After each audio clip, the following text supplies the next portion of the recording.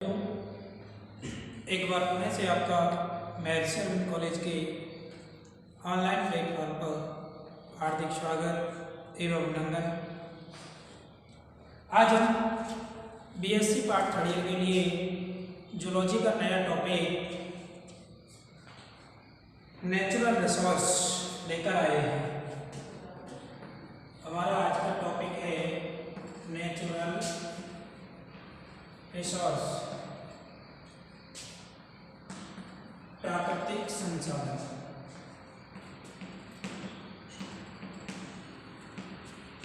ठीक है बेटा, प्राकृतिक संसाधन क्या होते हैं बेटा? जैसा कि नाम से स्पष्ट हो रहा है, प्राकृतिक यानी कि प्रकृति से, प्राकृतिक का मतलब है प्रकृति से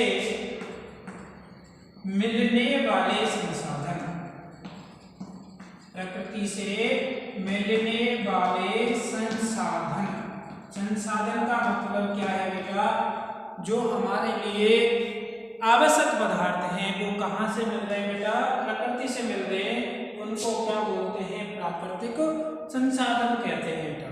ठीक है, तो इसका मतलब हम क्या कह सकते हैं कि जो प्राकृतिक संसाधन होते हैं ऐसे संसाधन होते हैं जो मानव के लिए बेटा उपयोगी पदार्थ होते हैं, जो कि प्रकृति द्वारा फ्री में ही मिलते हैं हमें। ठीक है, बिना कॉस्ट के मिलते हैं, कोई इसके लिए हमें खर्चा नहीं करना पड़ता है। अर्थात ऐसे संसाधन जो प्रकृति द्वारा प्रदत्त होते हैं, जिनकी मनुष्य द्वारा कोई पेइंग नहीं की जाती है, यानी कि कोई वहन नहीं किया जाता है, वे संसाधन क्या कहलाते हैं बेटा? प्राकृतिक संसाधन कहलाते हैं।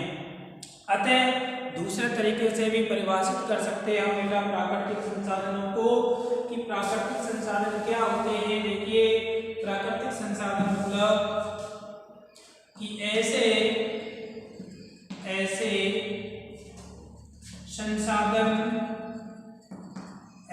संसाधन जो प्रकृति द्वारा प्रदत्त मानव के लिए, प्रकृति द्वारा प्रदत्त मानव के लिए बहुत उपयोगी होते हैं, क्या कहलाते हैं बेटा? प्राकृतिक संसाधन कहलाते हैं। ठीक है, क्या कहलाते हैं बेटा? प्राकृतिक संसाधन कहलाते हैं। प्राकृतिक संसाधन कहलाते हैं। ठीक, यानी कि ये हमें कहाँ से मिल रहे हैं बेटा? प्रकृति से मिल रहे हैं, और प्रकृति में इनका असीमित भंडार है। ठीक है, ये हमारे लिए बहुत ही उपयोगी हैं, परंतु बेटा ये नहीं है कि हमें ये प्रकृति से मिल रहे हैं तो इनका अतिरिक्त दोहन नहीं करना चाहिए बेटा। अतिरिक्त दोहन नहीं करना चाहिए बेटा। क्या नहीं करना चाहिए? अतिरिक्त दोहन नहीं करना चाहिए बेटा। हमें चाहिए प्रकृति से मिल रहे हैं, परंतु अतिरिक्त इनका दोहन नहीं करना चाहिए। अर्थात केवल उतना ही उपभोग करना चाहिए बेटा कि जितना हमारे लिए उपयोगी है। ठीक है, यदि हम बेटा इनका लगातार ज़्यादा मात्रा में उपभोग करेंगे तो क्या होगा बेटा? एक दिन ऐसा आएगा कि जिस दिन ये प्राकृतिक संसाधन जो है मिलने बंद हो जाएंगे और मानव की जो उपयोगिता है वो बेटा क्या हो जाएंगी? नष्ट हो जाएंगी, यानी कि वो मानव के लिए प्राप्त नहीं हो पाएंगे। और जब मानव के लिए प्राकृतिक संसाधन उपयोगी नहीं होंगे, यानी कि नहीं मिलेंगे, तो बेटा मानव जो होता है वह सही ढंग से सुचारू रूप से पारितंत्र में काम नहीं कर पाएगा। ठीक है बेटा, तो इस तरह से ये जो है प्राकृतिक संसाधन होते हैं जो कि प्रकृति में सीमित मात्रा में है, इसलिए इनका बेटा क्या नहीं करना चाहिए? अतिरिक्त दोहन नहीं करना चाहिए। ठीक ठीक है। नेक्स्ट यदि हम बात करें तो जो ये प्राकृतिक संसाधन है बेटा, प्राकृतिक संसाधन मुख्यतः दो प्रकार के होते हैं बेटा। कितने प्रकार के होते हैं बेटा? प्राकृतिक संसाधन मुख्यतः दो प्रकार के होते हैं, जिनको हम इस तरह से विभक्त कर सकते हैं बेटा। पहले प्राकृतिक संसाधन होते हैं नवीकरणीय, नवीनीकरणीय बेटा। कौन से होते हैं बेटा? नवीनीकरणीय। और दूसरे होते हैं बेटा अनवीनीकरणीय। दूसरे कौन से होते हैं बेटा? अनवीनीकरणीय होते हैं, ठीक है। यानी कि इनको बोलते हैं बेटा रिन्यूएबल, रिन्यूएबल रिसोर्स। और ये बेटा कैसे होते हैं? नॉन रिन्यूएबल रिसोर्स होते हैं, नॉन रिन्यूएबल रिसोर्स होते हैं बेटा। यानी कि ये ऐसे प्राकृतिक संसाधन होते हैं बेटा, नवीनीकरणीय ऐसे प्राकृतिक संसाधन होते हैं, देखिए कि ऐसे प्राकृतिक संसाधन, ऐसे प्राकृतिक संसाधन, ऐसे प्राकृतिक संसाधन जिनका उपभोग करने के पश्चात, जिनका उपभोग करने के पश्चात, उपभोग करने के पश्चात उन्हें प्राप्ति संभव होती है बेटा। क्या होती है? उन्हें प्राप्ति संभव होती है, ठीक है। वे क्या कहलाते हैं बेटा? नवीनीकरणीय प्राकृतिक संसाधन कहलाते हैं। तो नवीनीकरणीय प्राकृतिक संसाधन क्या है बेटा? जिनकी पुनः प्राप्ति हो जाती है, या फिर यूं कहें कि एक बार यदि नष्ट हो जाए, नष्ट हो जाने के पश्चात पुनः हमारे लिए क्या हो जाए बेटा? प्राप्त हो जाए, तो वो क्या कहलाते हैं? नवीनीकरणीय प्राकृतिक संसाधन कहलाते हैं बेटा। जैसे बात करें हम वन बेटा, वन जो होते हैं हमारे लिए बहुत ही उपयोगी प्राकृतिक संसाधन है बेटा। वनों से हमें बहुत सारे उपयोगी पदार्थ प्राप्त होते हैं, ठीक है। तो यदि ये वन एक बार नष्ट हो जाए तो पुनः से इनको स्थापित किया जा सकता है, इसलिए इनको बेटा किसके अंतर्गत सम्मिलित करते हैं? हम नवीनीकरणीय प्राकृतिक संसाधनों के अंतर्गत सम्मिलित करते हैं। इसके विपरीत दूसरे हैं बेटा अनवीनीकरणीय प्राकृतिक संसाधन। तो बेटा इनको कैसे परिभाषित कर सकते हैं? देखिए कि ऐसे प्राकृतिक संसाधन, ऐसे प्राकृतिक संसाधन जिनके दोहन के पश्चात, जिनके दोहन के पश्चात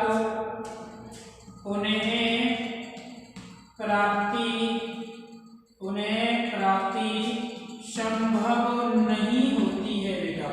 क्या नहीं होती है? उन्हें प्राप्ति संभव नहीं होती है बेटा। क्या कहलाते हैं?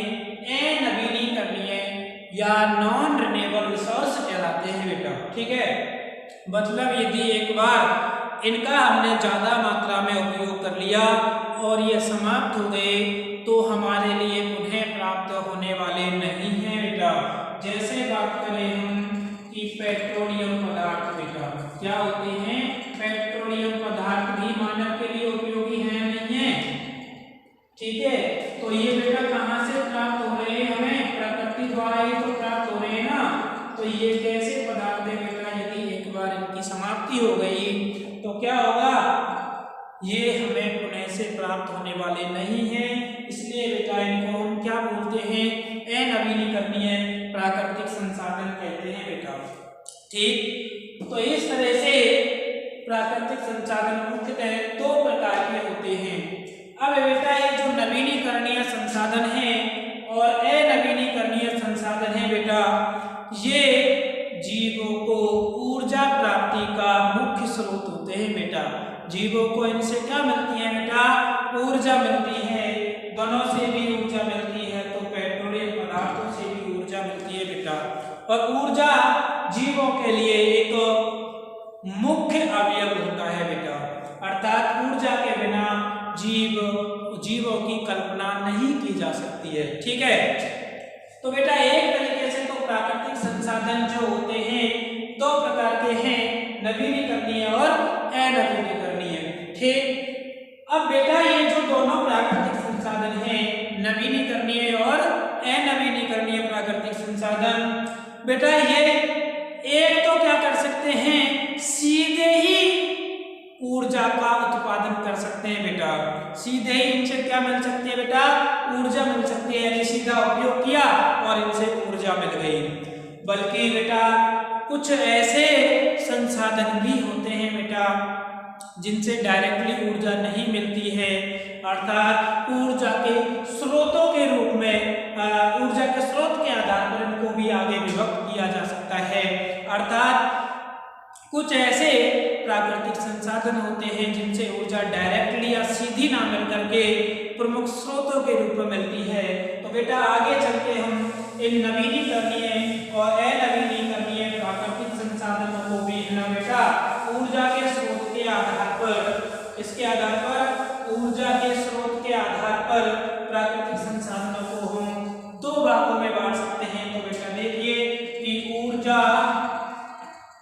स्रोत के आधार पर, ऊर्जा प्राप्ति स्रोत के आधार पर, बेटा किसके आधार पर, ऊर्जा प्राप्ति स्रोत के आधार पर, ऊर्जा प्राप्ति स्रोत के आधार पर प्राकृतिक संसाधन के आधार पर प्राकृतिक संसाधन। ठीक है बेटा, तो जो ऊर्जा प्राप्ति होती है ना बेटा, एक तो कैसे होती है, डायरेक्टली होती है, एक इनडायरेक्टली होती है बेटा। तो इसके आधार पर ये संसाधन दो प्रकार के होते हैं बेटा, एक तो परंपरागत स्रोत होते हैं, एक तो कौन से होते हैं बेटा, परंपरागत होते हैं, और दूसरे बेटा गैर परंपरागत होते हैं। दूसरे कौन से होते हैं बेटा, गैर परंपरागत स्रोत। ठीक है, तो ऊर्जा प्राप्ति के आधार पर बेटा हम प्राकृतिक संसाधनों को दो भागों में विभक्त कर सकते हैं बेटा।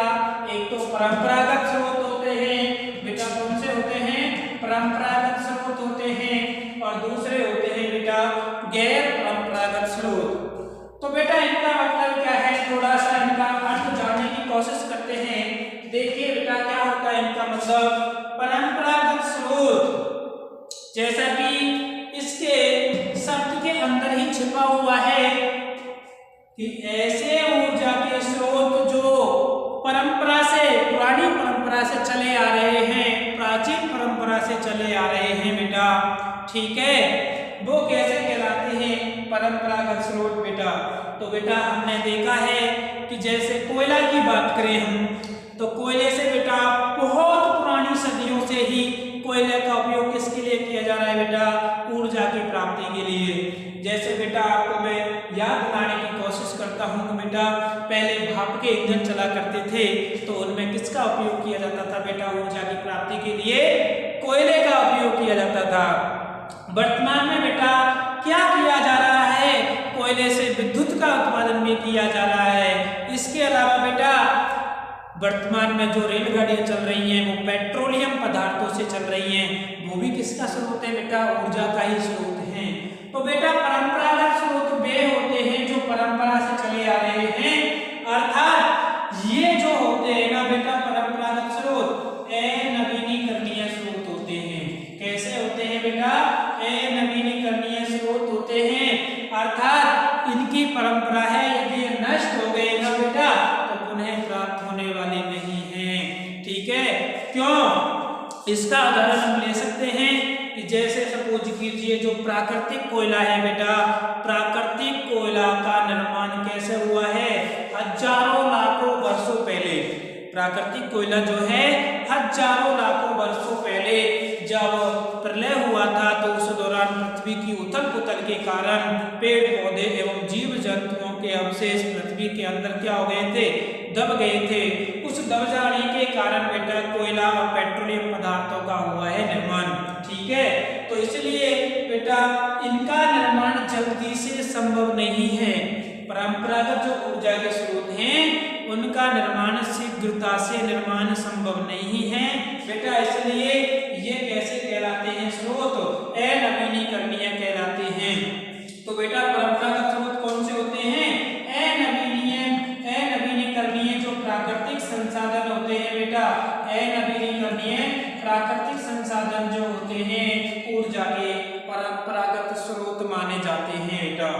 जैसे बात करें हम परंपरागत स्रोत की, एक तो होता है मुख्य रूप से पेट्रोलियम पदार्थ होते हैं बेटा। क्या होते हैं? पेट्रोलियम पदार्थ होते हैं। ठीक है, क्या होते हैं? पेट्रोलियम पदार्थ होते हैं।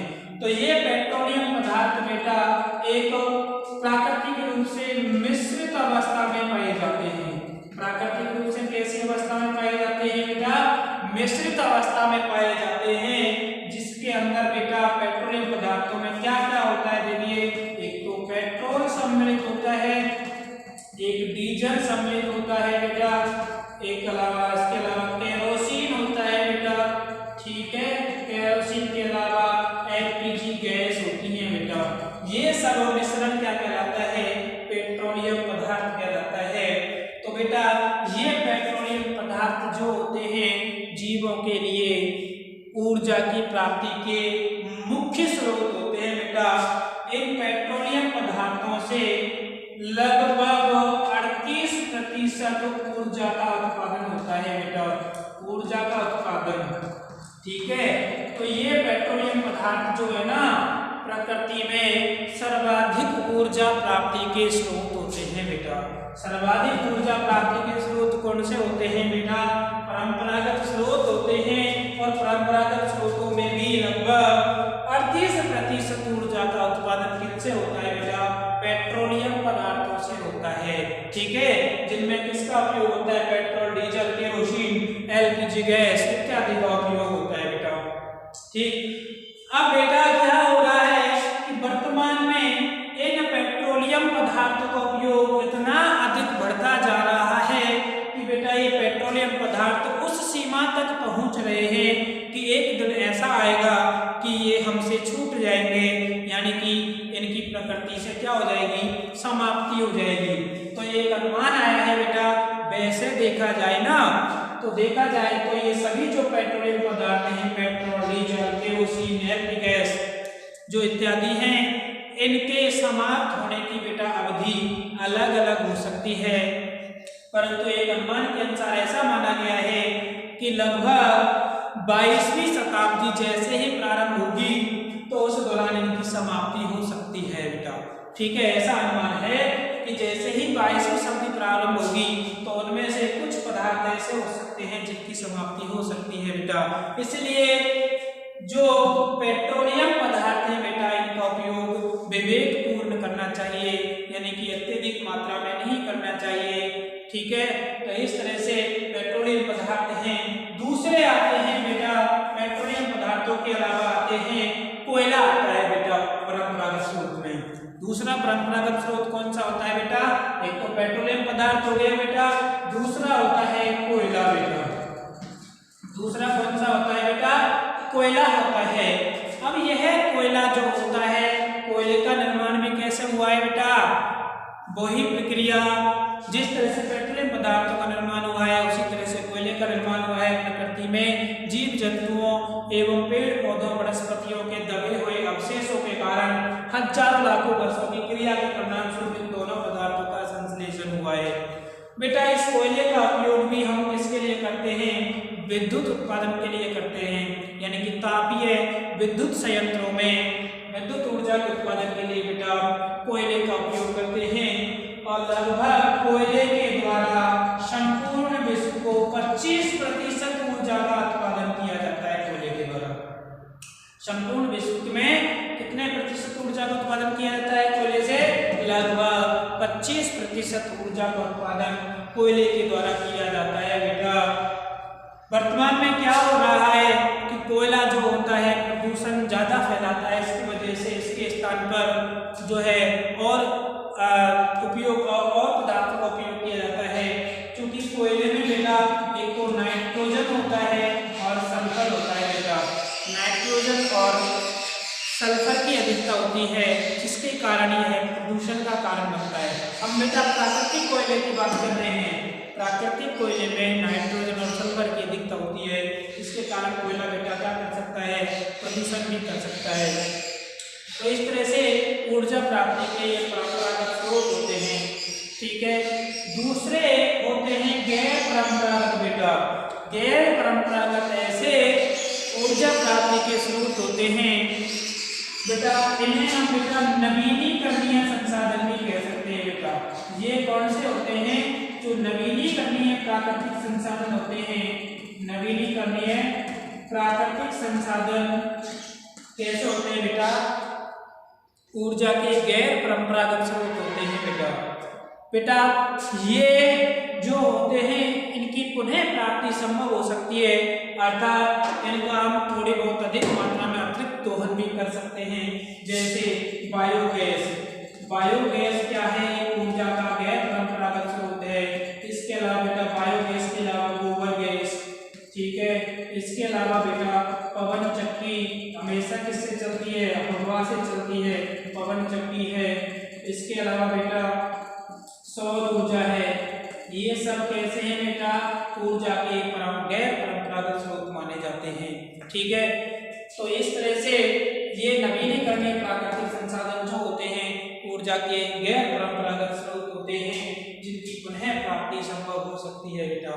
तो इस तरह से ये प्राकृतिक संसाधन होते हैं, ठीक है, जो कि आपके लिए बहुत अच्छे हैं, इंपॉर्टेंट हैं, अच्छे ढंग से देखना है आपको, ठीक है। तो इस तरह से जो है ऊर्जा प्राप्ति के आधार पर ये प्राकृतिक संसाधन दो प्रकार के थे, और जनरली प्राकृतिक संसाधन दो प्रकार के होते हैं, नवीनीकरणीय और अनवीनीकरणीय।